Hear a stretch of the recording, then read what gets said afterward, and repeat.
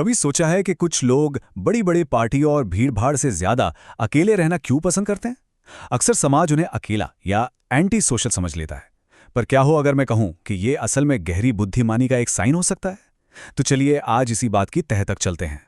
देखिए, एक तरफ तो वो धारणा है जो कहती है कि अकेले रहने वाले लोग अकेले, दुखी और असामाजिक होते हैं। लेकिन दूसरी तरफ जो नई रिसर्च आ रही है, वो तो कहानी को बिल्कुल ही पलट देती है। वो कहती है कि ये समय असल में रिचार्ज होने का है। ये बुद्धिमानी की निशानी है और इससे एक गहरी संतुष्टि मिलती है। मतलब दो बिल्कुल अलग अलग बातें हैं, है ना? तो सवाल ये उठता है कि भाई असली कहानी है क्या? आज हम इसी सवाल का जवाब ढूंढेंगे और समझेंगे कि अकेले रहने की इस आदत के पीछे का साइंस क्या कहता है।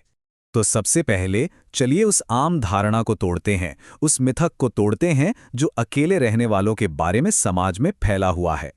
हमें बचपन से ही यही सिखाया जाता है ना, कि सोशलाइज करना अच्छी बात है और अकेला रहना एक कमी है। ये सोच हमारे अंदर इतनी गहरी बैठ गई है कि कई बार लोग अकेले समय बिताने पे गिल्टी महसूस करने लगते हैं, मानो कोई गलती कर रहे हो।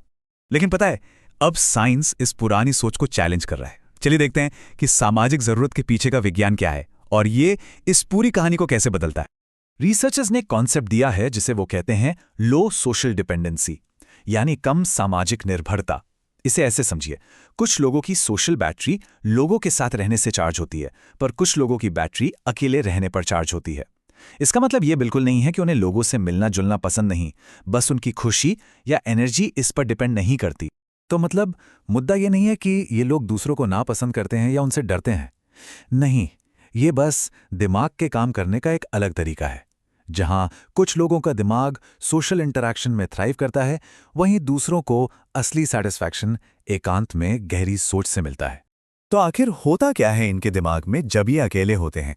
चलिए इसे थोड़ा और करीब से समझते हैं। जरा सोचिए, लगातार लोगों से मिलना जुलना, जिसमें अक्सर बस ऊपरी तौर पर छोटी मोटी बातें होती हैं, वो इन लोगों को मेंटली ट्रेन कर सकती हैं, थका सकती हैं।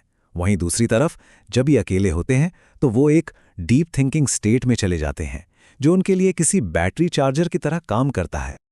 और ये कमाल की बात है ना? ये दिखाता है कि अकेलापन कोई खालीपन नहीं है, बल्कि ये एक एक्टिव मेंटल स्टेट है। ये दिमाग को बाहरी शोर शराबे से हटाकर अपने विचारों, आइडियाज और मुश्किलों पर गहराई से काम करने का मौका देता है। और रिसर्च ये भी बताती है कि ये जो आदत है ना, ये अक्सर कुछ खास लक्षणों से जुड़ी होती है। चलिए देखते हैं कि वो कौन से हैं। रिसर्च ने ऐसे 6 खास लक्षण पहचाने हैं जो अक्सर उन लोगों में पाए जाते हैं जो अपनी ही कंपनी एंजॉय करते हैं। और ये जो लक्षण है ना, ये एक बहुत ही दिलचस्प तस्वीर सामने रखते हैं। ये सिर्फ अकेले रहना नहीं है, बल्कि इसे अक्सर हाई इंटेलिजेंस से जोड़कर देखा जाता है। ये दिखाता है कि इंसान अपने ही ख्यालों में कितना खुश और संतुष्ट है। ऐसे लोग बहुत सारे ऊपरी दोस्त बनाने के बजाय कुछ गहरे और मजबूत रिश्ते बनाने को तवज्जो देते हैं। उनके लिए अकेलापन खाली नहीं, बल्कि प्रोडक्टिव होता है। और सच पूछिए तो वे खुद के साथ समय बिताकर ही मेंटली रिचार्ज होते हैं। तो इन सारी बातों के बाद अब हमें अलोन टाइम को किस नज़र से देखना चाहिए?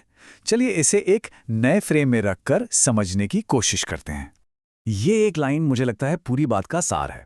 एकांत कोई कमी नहीं है, बल्कि एक मौका है।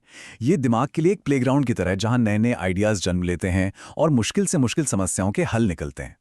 तो जो सबसे बड़ी बात हमें समझनी है वो ये है कि किसी का अकेले रहना पसंद करना ये नहीं दिखाता कि उनमें सोशल स्किल्स की कमी है, बल्कि ये उनकी बौद्धिक गहराई और आत्मनिर्भरता का एक मजबूत संकेत हो सकता है। और अंत में बस एक सवाल छोड़कर जा रहा हूं।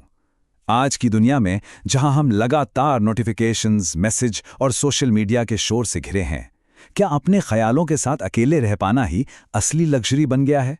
इस पर सोचिएगा जरूर।